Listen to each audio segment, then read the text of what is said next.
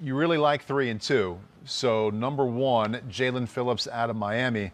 I got to hear what this guy can do. Yeah, well, this is the best pure pass rusher in the draft. I mean, I think that's where you just start more than anything. I mean, it's the most explosive first step out of anybody. So his ability to get off the ball, it jumps out. I mean, you look at it and you just go, man, the ball snapped. He's a yard in front of everybody else. Then, added to that pass rush, yeah, again, listen, a lot of the great sack artists in the history of football have that great bend we talk about. I know there's some other ones that are not as, loose or fluid or flexible that way. But, more times than not, the great pass rushers have that ability to, again, dip that shoulder, go around the edge that way. And that, to me, is where this guy separates himself. I mean, it's special, let alone he has all the other physical things to go along with it that I like as well. But, I mean, yeah, I'll leave it there at first here and just go, it's the best natural pass rusher in the draft. He's got a great look, got length, and he's got good legs. As you know, I'm always into that too. Let me set him up a little bit more. I should have done this right at the top. 6'5", 260. Just ran a 4.56 at Miami Pro Day this week. Kind of a freak show athletically. I think he was the #1 recruit, not just at his position, but in the entire nation in 2017. Right. Went to UCLA, had a nice, promising start to his career, concussion issues, severe wrist injury. Yeah. Forced him to early medical retirement from football. Right. He basically quit football because of those injuries.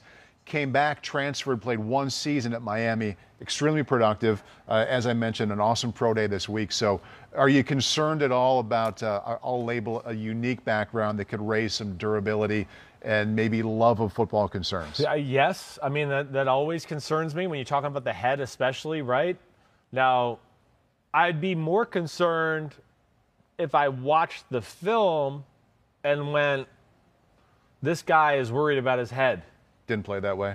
But like pay or away, there's no regard for the body.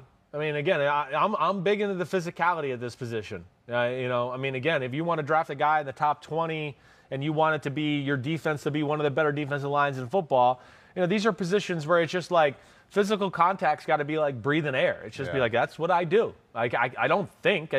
He hits, I hit. Mm-hmm. That's what I do. And I don't see any of that. Again, I see a guy that's like Pay in a way that just goes, got no regard for his body. There's no hesitation. Oh, the running back's running through the hole. I'm going to clobber him. I'm not just going to bring him down. I'm going to run through him and smash him into the ground. That's what I see. Oh, there's a pulling guard. I'm not going to just like, oh, let me take the hit. He delivers the hit. And, oh, you're stopped in your tracks. Now there's no hole, and I'm going to get off you and make the tackle.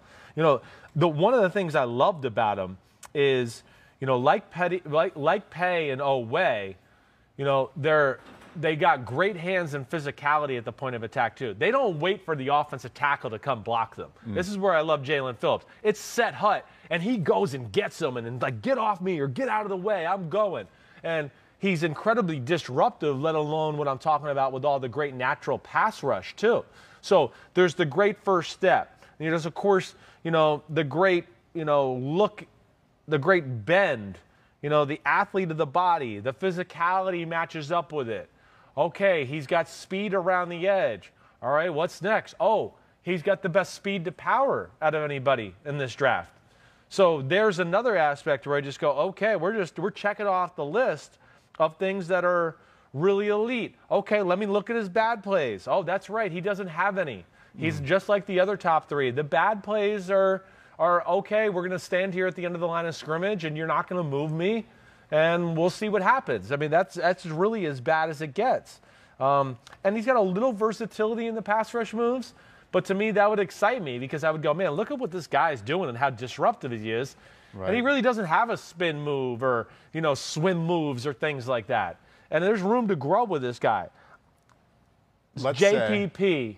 Wow. Julius Peppers. He reminds me of Julius Peppers the way he moves. Now, he's not that big. Julius was 280 coming out. Yeah. So he's not that big.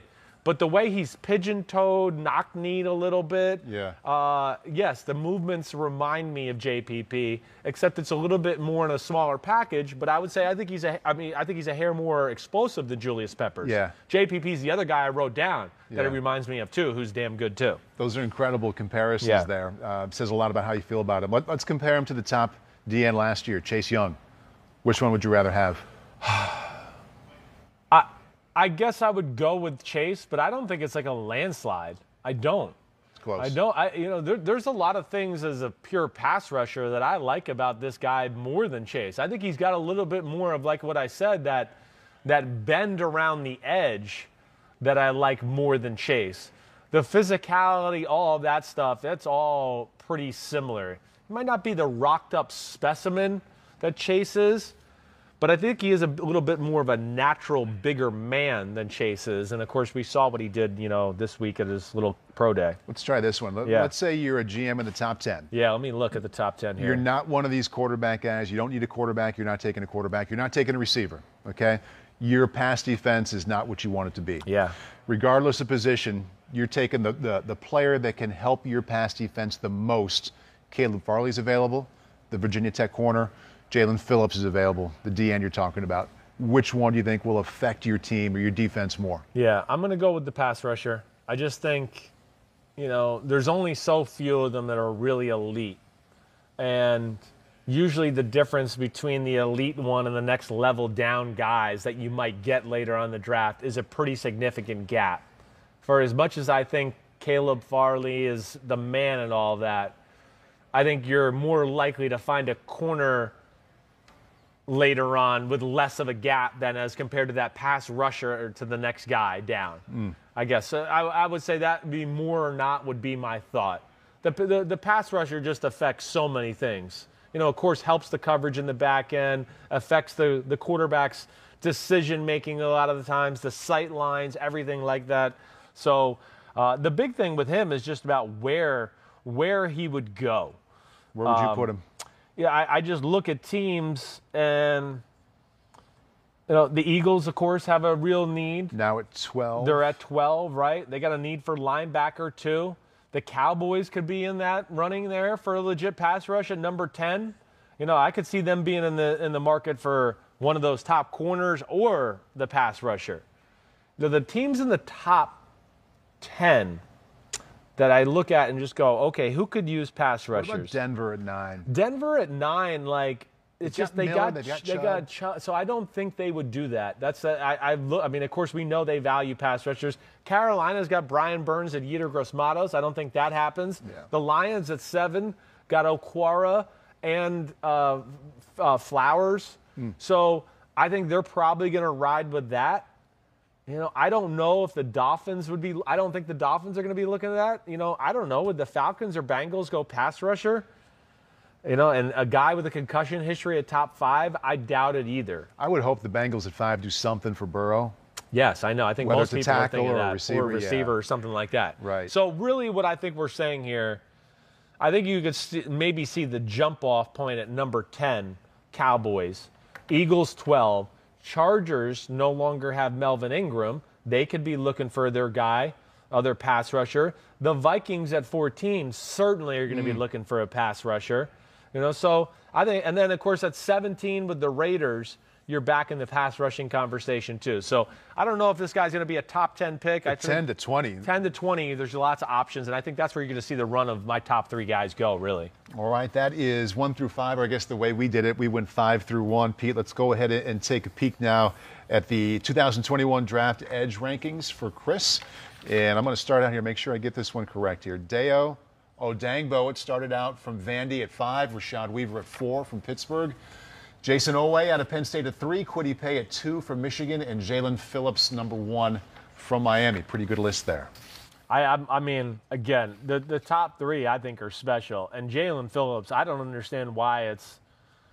Again, it's going to be hard for me to prove. This was my number 1 guy last week before the pro day.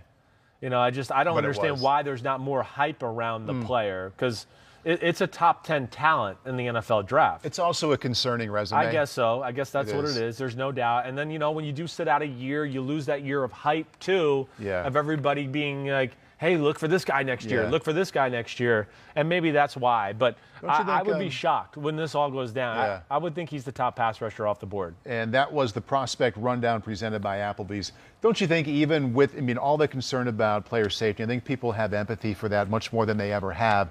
Don't you think sometimes when you're talking about a first-round pick, some people may say, well, if he was willing to walk away from the game, I know there's going to be should we that. invest that high pick in him? I think that's gonna be the big. Not that it's warranted. I just being right. around it, like people may bring that up. Definitely, I think it's a fair question, and if you're going to make a big investment like that, you got to ask those questions and do the investigating. Hi, I'm Mike Tirico, and thanks for watching. Make sure to hit subscribe for the latest news and highlights from NBC Sports.